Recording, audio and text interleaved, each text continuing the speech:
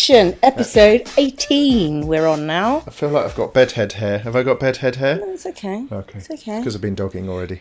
Episode 18, it's now legal. Our episode is legal. Oh, I can drink, can go out. Drink. Can vote. No, when can you vote? Yeah, 18. 18. 18. Talking of voting. Get married. Chief Whip. What's that about? You read the article and then you kind of gave me a bit of a synopsis. Hilarious. So the former Chief Whip, whose name is Simon Hart, has he written a book? He's written a confessions tell-all diary. So obviously kept a diary when it was all kicking off. I mean, I think he's been through the ranks. Who was he whipped for? Rishi Sunak. Oh, yes. But I don't know whether he's done previous ones as well, because there's lots of... He's obviously been around the Tory party for quite a long time. Don't know all his history, but he's just written this book, and there's an article in the Times about just some diary extracts. Yeah, I saw. And it's literally like, I read snippets of it, and I was like, this is literally like a Jilly Cooper novel. It's like someone's made it up. It's just so... It's what we sort of see snippets of in the news about Tory MPs or MPs. Show on TV? Riders? No. It's based on Riders. Rivals. Rivals, sorry. Yeah, it's basically like that. So, I mean, one of the things, one of the texts he got was like, I'm stuck in a brothel, run out of money, think she's a KGB agent, and she wants £500. I mean... Normal Friday night. And this is a Tory MP. You're like, what are you doing? Sounds like a stag night. But I think this is a problem. It's like... So the Chief Whip's job is to... I think obviously in the olden days, they literally did whip them up. Like herd up the dignitaries or the people, pompous old farts who were supposed to be voting and dealing with everything. And get them out of the brothels and the inns. And get them to vote on the actual policies that were happening. Oh, That's his job. His job, is that supposedly, their job is to gather votes, to pass bills, to get everybody to vote on what their policies are. Okay, and to befriend people, back pay them so that they do vote on what they want. Basically, like a PR person. Okay. So for politics, and they're called a chief whip because in order they whipped them up. Is that right? And if you don't vote against the policies, you lose the whip, or you lose your whip. And that must mean you're like, out you go, thanks very much. Quite a stressful job, though. I mean, hilarious. But I mean, his extracts, I think, will be quite entertaining read. I mean, quite a scary read, because these people are supposedly... like Adrian Mole, but on... Yeah, just supposedly grown up... Adrian Mole, do you remember Adrian? Grown-up men. Your diaries were a bit like Adrian Mole diaries. How old from was our I? wedding. I don't know. Teenager. What came up at the wedding, didn't they? They scanned Well, they came up at the wedding. I don't know how they got a hold of them. You twat. Sorry. But I can't believe you just gave called me a twat. Yeah, That's but rude. you gave them the ammo for the wedding. Well, yes. They knew about it anyway. And you knew where to find it. But only because you'd shown me. I didn't think they were going to use as much as How they old was did. I? What, at the wedding? Yeah, no, on the diary. Like, it was a bit like an Adrian Mole. You were about 14, probably. There was little... There was little 13 comments. And 3/4. Was it Adrian Mole like 13 and 3/4? There was little comments when they're in the corner. When will it grow? When will it grow? Oh, my favourite, which they did highlight at the wedding. Quite a lot. I got... school was boring today, yeah. But it's okay. I had a wank.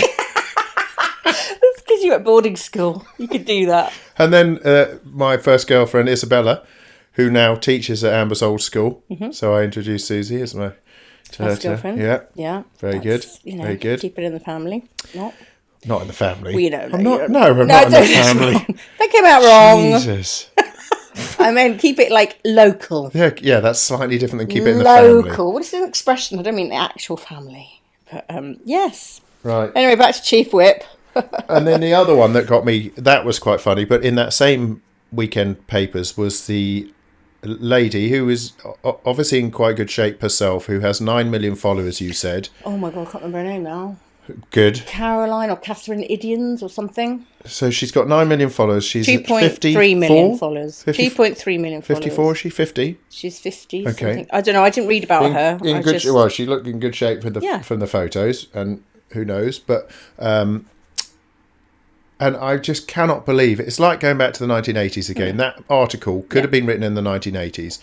All the exercises she did. She was carrying weights which must have been a kilo So it reminds or 2 me of kilos. like when I did my fitness VHS back in the day, and I had to do articles like that for papers to promote it. And again, it was all about it was all about toning. Yeah. You know, back in the 90s, it was all about toning. No women really But did massive did amount of people weightlifting. not actually read? There were physiologists then, yeah? There were people that knew the science. And to tone a muscle, you have to stress that muscle. Doing 25 reps where you could do another 25 reps at 2 kilos is not going to tone the muscle. No, but it was all more calisthenics, I can never say. It was that type of work, like legs, bums and tums. It's still back to legs, bums and tums type of work, which loads of women love and good for them. And it does flipping hurt. It's more like a sort of, I suppose, a mixture of the calisthenics and Pilates styles of movements. But what I'm saying is when you're doing those legs, bums and tums, you are getting a sense of fatigue. Yeah? Yes. So you're getting glute burn or whatever. Yeah. So that is a stimulatory effect on the muscle. Yeah. But when you're bicep curling 1 kilo dumbbells and you're not getting anything, you're not going to get anything out of it. My issue with that is that she's showing obviously a very low level. They're trying to encourage very inactive people to do something. I didn't read the article. Well, no, I know, but I did do a little bit of stalking because obviously I do. Okay, you love a stalk. You like, keep it in the family, as you say. And what I was keen to see was how she trained to how she's portraying in the training. Because if people think they're going to look like her from lifting 1 kilo, 2 kilo and how does dumbbells, she had a lot heavier dumbbells doing her own workout. And I'm like, yes, okay, she's progressed to that. Obviously, she didn't just jump straight in and use 20 kilo dumbbells. Yeah. She was doing a lot of still beginner on the floor, tiny weights things. What was her name? Tracy Anderson. She's the other one. When I went to train that client at Regent's Park and she had all these bands hanging off the ceiling. She was Madonna's trainer. And it was all about heating the room up and doing 50, 60 reps. But I still get it now. Women that are frightened of lifting heavy weights because they think they're going to get big. Yeah, but a lot of women who don't understand that concept think strength training is resistance training. Like, well, it is. Well, no, I'm not explaining. Like lifting a can of beans. Oh, okay. Would class as strength training, or that's their strength training because they're lifting a weight of some kind. Rule of thumb: if you get do 3 sets of something, and if you're struggling by the 10th rep on the 3rd set, that's about right. Yeah. But if you could do another 2-3 sets at that weight, then pick a heavier weight. Yeah. Make sure the form's good. But yeah, I know. We're back to like the whole January. And it's just, get fit the in biggest January issue and then don't bother in February. With older women post 40 is they don't hold enough muscle tissue. Yes. So don't be afraid of lifting weights. I luckily do. You are over the spectrum. I am. You're on the spectrum. I'm always on the spectrum. Yeah. But over on muscle mass. Yeah. But a mass of muscle. Your muscles are constantly, your forearms are constantly tense. I know. But I said to you the other day, I don't know what happens. I notice myself subconsciously, I'm not even thinking about anything, and it's like what do you do?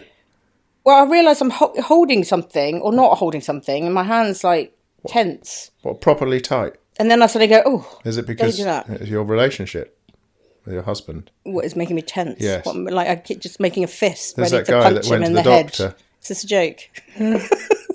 Man went to the doctor. I said, I feel like a teepee in a wigwam. And he goes, oh, you're too tense. Get it? That's good. That's a dad joke, isn't it? Yeah. That's a proper dad joke. Bless him. Thank you. No, I don't know why. I mean, yeah, my forearms are ridiculously tight. Traps. I don't know. It's my finger. I don't know. Don't know. Don't know the answer. Need to just relax forearms. So, yes. So we had a tense day yesterday. We've had quite a tense day. Oh, my God. VAT. So you were tense doing work. I actually screamed twice in the gym. Luckily, no one was there. Literally 2 out scream. Didn't you show me that clip of that school where they put in scream pods? Yeah, so I sent it to a friend who works in a school. She sort of runs a school, basically. Not a headmistress, but like runs a whole collection of schools. And I get some of her sort of behind the scenes chat, offloading her stress sometimes of what's idiotic people. So the school's fine doing her job. She loves her job. She just hates doing it with the people that she has to deal with.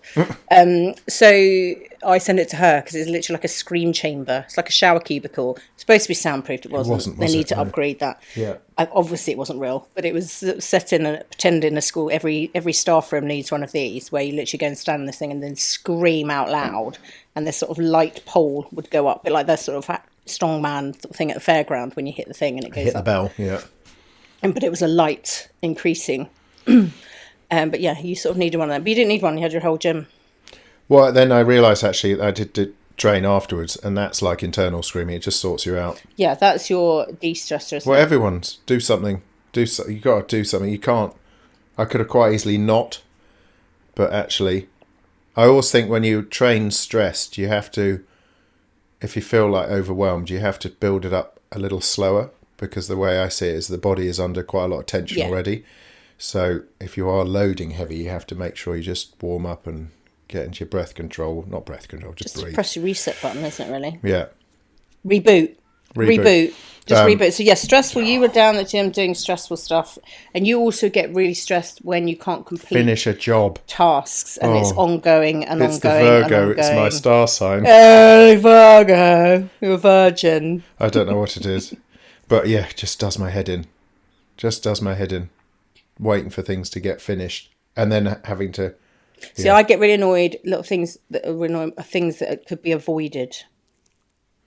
So when people do things, and I've either given them a tip or advice or something. Clear instructions. Clear instructions of how to do something, and they ignore it, and they do it anyway, and then it goes wrong, or it could be avoided, or something that makes my blood boil. Does it actually boil? So did your blood boil yesterday? Fuck.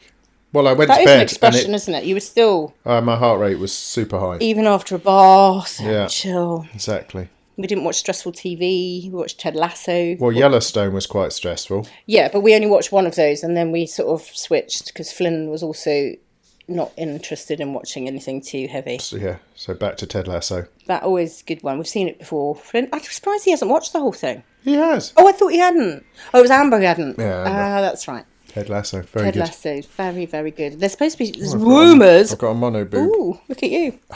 There's rumours of a season 4 Ted Lasso. Yeah, I think they're pushing it. The way they finish it. Anyway, yeah. Might get like some big footballer in it, because loads of people love it. Might get like... Well, Vinnie Jones in it. No, I think because they've got... Who's that? In season 3, they've got that... whatever the world's best footballer, Sides for Richmond, who's basically... what's his name? Ibrahimovic. Yeah. Him. Yes. Yeah. So there we are. So I think, I think stress. So is this Mark's Bits now? Or the Mark's Bits was a bit of a dig at that article. Okay. And that woman who's 54 is old enough to say, no, I'm not lifting lightweights in this bloody photo shoot. If she was 20 and just starting a career, I get it. You're kind of swayed by journalism. But also saying to people, exactly what you're saying. They actually can do heavier things. And if you look at, obviously I'm athletic biased, but if you look at some of the athletes that, I don't know, she is quite athletic, Valerie Aldman, the discus, but then Jasmine Sawyers, who I follow, who's a long jumper. Yep. Amazing physique, and she lifts massive weights. She's not big. Even Paula Radcliffe used to lift heavy weights. And you look at her physique. I remember years ago... Your natural physique. Well, as we had a whole discussion with someone the other day about the weight stuff, it's like how hard it is for bodybuilders to get to the sizes that they do and enhance themselves a lot of the time. Not all of them, Suzie. A lot of the time. Didn't say everybody. Thank you, Not Suzie. Blanket statement. No, keep it in the family. Keep it in the family. Nice. Nobody in the family does bodybuilding. Flynn does. He likes the idea. He does strength training. It's different. Is it? Yeah, I wouldn't advise anyone to take up bodybuilding. It's not a healthy pursuit. No. If that's your thing and that makes you happy, crack on. I just think there's no limitations to it. There's no. It's very addictive and it's very narcissistic. Yes. Good word. Named after the daffodil. Okay. Narcissus is a daffodil. Apparently, it's something to do with. I don't know why it's called Narcissus and therefore narcissistic. Something about looking into a daffodil or it likes its own reflection. Because daffodils follow the sun, don't they? All plants do. Maybe that's what it is. So, just throwing a bit of Latin. So bodybuilding, we were talking about. I've lost where we were talking now. You've just thrown me off. Well, cliff, you were saying literally. about Marky Bits, and yeah, it's Marky Bits. Marky Ooh, Bits. we're getting very familiar. Not Mark's Bits. Marky Bits. Bits. Marky Bits. Yes, that article. Oh, yes, so we're doing and her... then stress. How do you... So I would like to think that I'm normally quite in control of it and do things to balance it out. But yesterday was like, oh my God, VAT. They're very quick to take my money, but it was, 3.5 hours of doing paperwork, which I couldn't earn anything else, just doing paperwork, and it's still not concluded. But how do people deal with stress without it becoming... And what are the signs? Obviously, elevated heart rate, blood pressure, but not everyone's going to be able to take that. Heightened breathing. Heat sometimes. Get a bit hot. I think also being able to... We were talking about this mental health thing that Finn was at last week with the rugby. And a lot of that is your ability to cope in certain situations. So if you are putting loads more stress on your body, mind, whatever, life... It's your ability to rationalise and cope with your emotions, but also your just being able to deal and take more on. You know, you get to a point where you're overwhelmed. You cannot take any more on. Do you know the psychologist word for that? Fucked. No. Capacity. Capacity. You're at capacity. Well, that's exactly what it's do. This mental health talk that I went into for the parents for Harlequins rugby, they talked about your bucket. Like your sort of stress bucket. You used to talk about when you were like, I'm already at 8 out of 10. Well, I had a 1 to 10 scale. That was different. Yeah. But then you changed it. It went high. I'm like, literally at 15 all the time. I'm going to kill everybody. So they have a bucket. So you have an imaginary bucket, or you can draw it on a piece of paper, and you just put all the things. They got us to write in things that would stress you, things in your life that stress you. Nice. But there's a tap at the bottom of your bucket. So the tap at the bottom releases some of these stresses, and you have to have things like you training or dog walking or whatever it was. Release it. Occasional glass of wine, whatever it is, that actually sex balances out your stress bucket. You leave my stress bucket out of it. I knew you were going to come back with a bucket. Say the word sex. So, bucket. Suzie, what? All right, okay. So you got your bucket. Yes. Don't give me that. I'm just worried what's going to come out of your mouth now. You've got a big old bucket, and quite a big tap. So when you've got a very small tap. No, I have not got a small tap. So when you open your tap, how do you open your tap? What opens your tap? Well, keep it in the family. Brad can open my tap. I said like music for me. Yes, you love your music. Music, and again, it depends on the mood. Sometimes I need really calm, like thrash metal, zony, biolateral, whatever it's Flynn called. calls it dreamy bath music. To just calm. Yeah, I can tell. Like you're talking about the stress levels. If I know my like breathing and my heart, the anxiety is kicking in, then I just need a. But if I need something, I'm feeling a bit like out of it and a bit. Not really concentrating or not really. But when focused. do you listen to music? Would you listen to music in the house all on the your time? own? Do you? All the time. My AirPods are in, or if I walk somewhere, if I walk down to the gym, I put my AirPods in. Next room. Sometimes I just have them on in the house because if there's other people, they don't want to. And also, I'm moving around the house. I don't want to just be locked in one room, with my music. But then other times, I just need more like uplifting, like 90s dance or whatever it might be. It's different genres for different effects. Different buckets. Definitely not Coldplay though, because I would not be very happy. It just, again, doesn't make my blood boil. It just has a weird reaction for me. That and Dire Straits. Yeah, Dire Straits less than Coldplay. Weirdly, I don't know. I think because I grew up listening. So it's your Coldplay is my ABBA. Yeah. But it's not the music with ABBA. It's obviously very simple. And what do they call? What's it called when it clicks in your it repeats in your head? There's a word for it when music has this ability, just you can't get it out of your head. Annoying. No, there's a word for it. Anyway, for me, ABBA just has this relation to middle-aged weddings, bad dancers. And I just, I don't like being in a crowd. Yeah, see, I don't have that. with ABBA. I get that, because to me Dire Straits And is that. YMCA, the other one is I would sit Oh yeah, down no, immediately. I'm with you on the YMCA thing. Dire Straits for me depicts like what's that Steve Coogan character I can't stand? Alan Partridge. Alan Partridge. That just depicts an Alan Partridge. Okay. Alan Partridge is a Dire Straits man. Okay.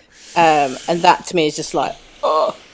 Okay. Coldplay is. I'm going to offend people again, because there's millions of people around the world who love Coldplay, and I'm very happy for you. It's just not for me. Okay. Okay. I think it's actually Chris Martin. Every time I hear it, it's like... He's quite a sincere man, isn't he? Yeah, and I can't be doing with that. Quite a sincere man. I don't like that, because I don't feel it's real. Apparently he's very well liked, so... I'm sure he's a very nice person. Who did you go out with? Who was married to Gwyneth Paltrow. She the one that used to shove balls up her? Goop, yes. And she had vagina-smelling candles. And I love the smell of vagina. Things. Supposedly it was a joke. Oh, was it? But were they being sold? Could you actually buy a vagina candle? Who wants to buy a candle that smells of her vagina? Probably all the back to the OnlyFans people who would buy sweaty kit. I mean, it's just, obviously, I don't know. It's just a weird thing to sell. I get it, because she's trying to, and whether it's supposed to be tongue in cheek, I don't know what I'm doing with my hand here. Yeah. Like waving my hand around. Tongue in cheek or... Yeah, I Fanny don't and know. bucket. Because of the way they were, and she was with Brad Pitt. I cannot believe that he went out with Gwyneth Paltrow. I'm very disappointed in you, Brad. He's been quite busy, though. Very disappointed with you. Angelina and Jolie. Yeah, I get her. Yeah, I get her. Jennifer Aniston. Oh, yes. Get her. Yeah. Gwyneth Paltrow, I just thought, it was just that whole early 90s. I think because she was massive, I think he was maybe just trying to climb the ranks a bit. Oh, do you think so? I don't think... Okay. Maybe because they were very popular in the... That was very early 90s sort of stuff. There isn't a famous couple at the moment who are like Posh and Bex now, are there? Who's the couple that are like that at the moment? There isn't, is there? No, I don't think so. I don't think there's a famous... It's Mark and Suzie. Suzie and Mark, I think you'll find. I think you'll find I'm the talent. I think you'll find it's Suzie and You Mark. and your bucket. And tiny, your tap. And your tiny tap.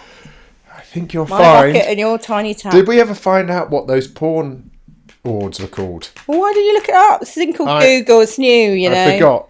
See, a lot Okay. of people on podcasts have a computer so they can look up things while they're doing it. I could bring my laptop in Yeah. and look up rude things. Okay, well, my laptop's recording us, so we can't do that. Okay. Because it would just ruin it.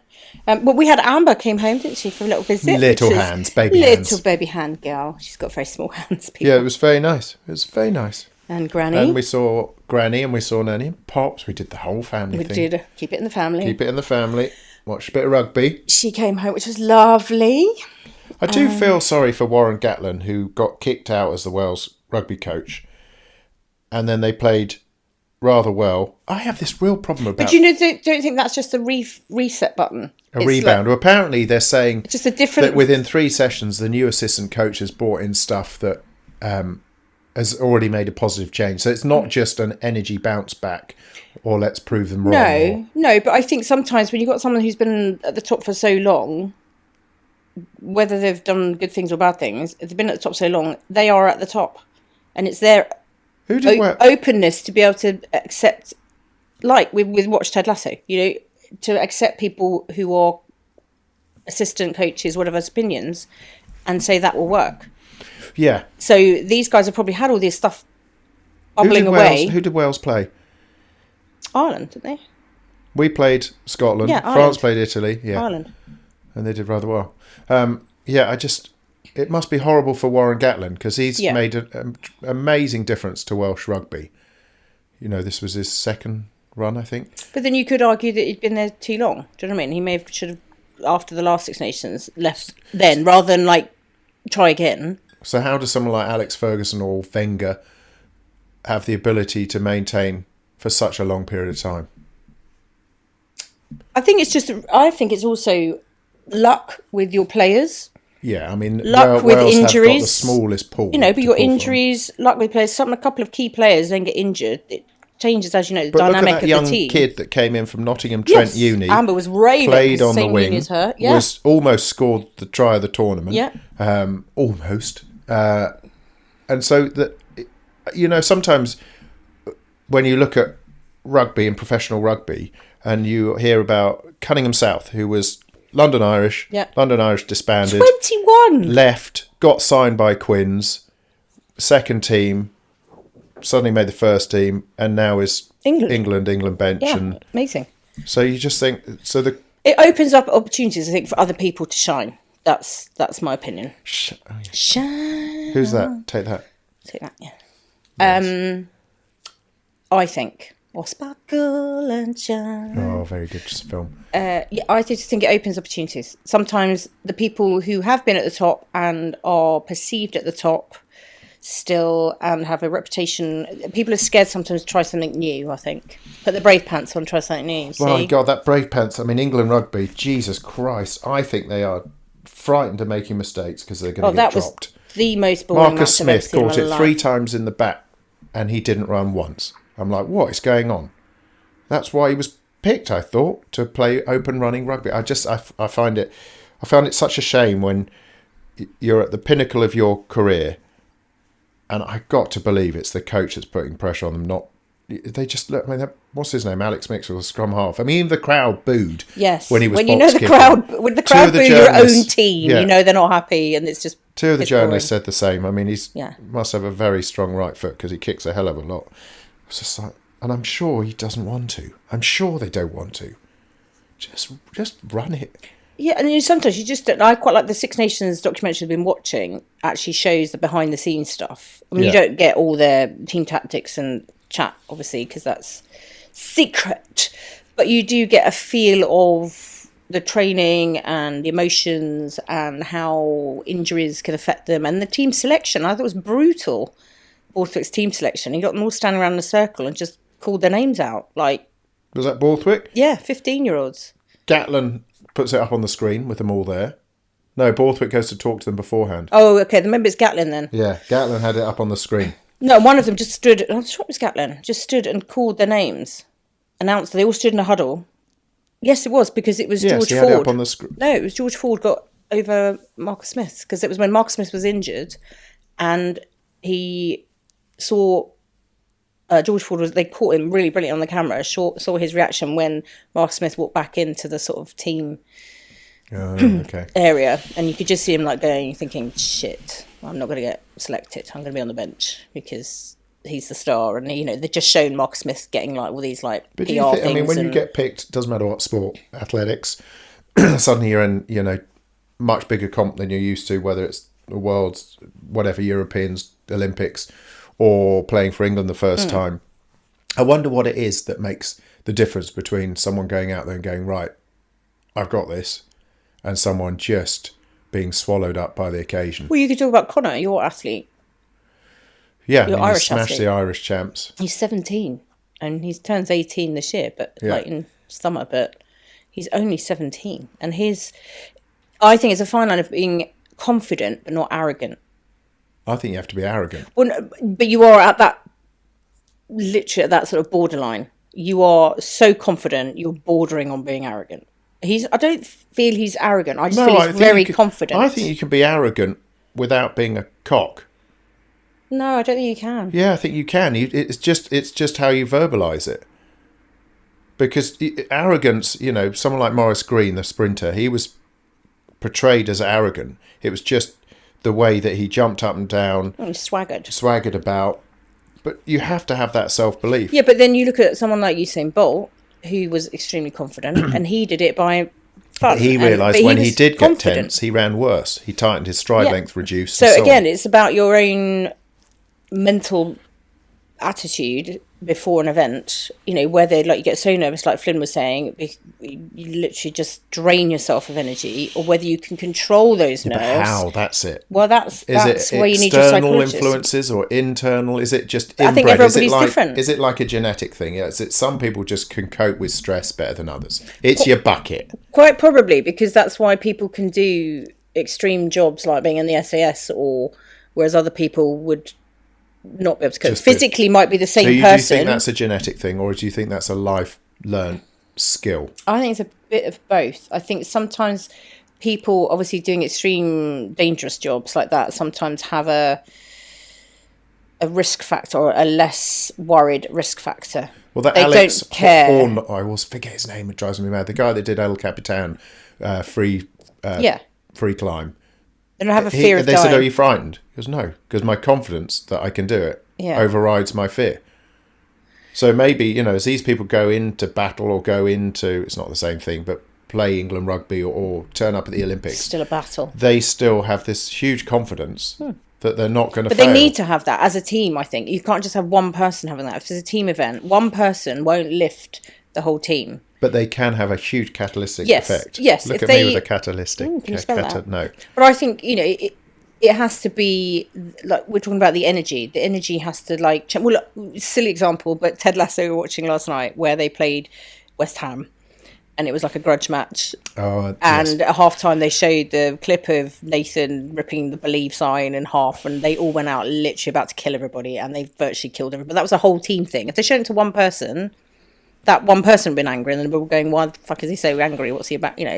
Calm down. True. So it was literally like a wave of aggression that came out. Whereas obviously you need to have a wave of confidence, a wave of a need to win. One person can do that in a team. If he makes an amazing defensive tackle or an amazing break, it can lift a team. It can lift them. But if you look at someone like Ronaldo playing for Portugal, that's like one player. Yeah. And again, all the emphasis is on him to do everything and to lift the team. And I think that's not possible. Yeah, I mean, there are other great Portuguese players. No, I know. I'm not saying they're not a great team, but him as a player in previous years, and obviously not so much now, but like in previous years, it's like Messi or one player in a thing. Did you say? Sorry. Yes, his Messi's son. Messi's son. Where is he? Miami. Yeah, Inter Miami, same club as him. Yeah. Played for under 13 team against some Atlanta team, and the score was 12-0 to Miami, and he scored 11 of the 12 goals. But they didn't sub him. They were like, "Well, come on, you're winning so much." Obviously, it's big news, and you got Messi's son. You can't go, "Right, we'll take Messi's son off."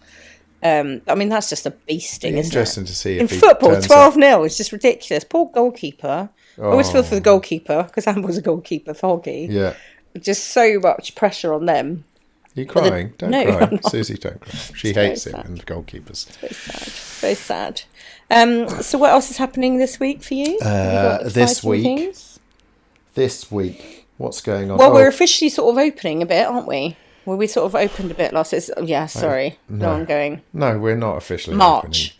We're not officially open because we're still. I don't know what's happening with the website, the software. We're having a big meeting on Thursday, which will be very good. Thursday will Flinny's got a rugby tournament tomorrow. Tomorrow?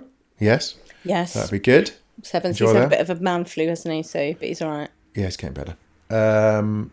Yeah. No, just less testing this week. Few things to sort out. We had Otis in last week, didn't we? Otis. It's spelled Otis. But you say Otis. But you apparently say Otis. Yeah, he smashed it. He's a genetic freak. After speaking to a physiologist, because I was researching into how his results went, obviously can't talk about it, but he smashed it and couldn't reach some of the levels that I wanted to, and it may be down to just couldn't reach them because he was uniquely efficient. I told him he's wasted athlete. I'm going to sign him up. Uniquely efficient. He can be a masters athlete. Apparently, Tia, one of my athletes, was saying at the UK indoors, Mensa Elliott, who you've met, was competing 48, and apparently there was a 54-year-old in it, which is the guy I compete with, little guy, who's part of British Athletics now. But he's obviously doing senior height, and he's not the biggest athlete, but he's rapid. But last time I saw him, he had 2 Achilles tendinitises. And at pole vault? No, sorry, hurdles. Oh, hurdles, wow, yeah. Yeah, because they're high. So Mensa was doing it. Are they 3'6", 3'6". In old money? Yeah, in old money. I don't know what that is in metric. But yes, fair play. Still competing with the young'uns. But how do you qualify for that? Did you just enter time. yourself? Oh, okay, I was going to say, you can't just like rock up and go, yeah, I'll have to go. No, time. So no, they're both running. I don't know what Mensa ran, but... That's amazing, 54. Yeah. Especially... Yeah, phenomenal. Jiggly. That's the goal. Get back. Get back. Stronger hamstrings. It's that Beatles, wasn't it? Was that Paul McCartney? Thank you. Get back. Thank you. No, thank you. No, thank you. Right, well... We're 18. I'm legal now, so I'm going to go out drinking. Well, no, that having a couple of drinks to de-stress is okay. Okay, thanks, Susie. You drank on Saturday watching rugby. I had 2.5 pints. We went for lunch with your parents. I'm an animal. You had a pint and a half? 2.5 pints. At the pub? No, 1.75. I don't know why I'm laughing because I had a pint of soda and lime because I'm not drinking. Well, I think the outcome And then you had Guinness, your home Guinness with your Yes. little widget or whatever little it's nitro called. Guinness. Is it called a Good, widget? very clever. What is a widget? They used to widget. sell things with a widget. What was that? It's like a fidget, but with a W. Thanks for that. I think the take home from today is everyone must look after their bucket. And Don't fill your bucket up too much. No. Find a big tap Yes, to release Yeah. the bucket exactly. of stress. Thank you. On that note, ciao. Ciao.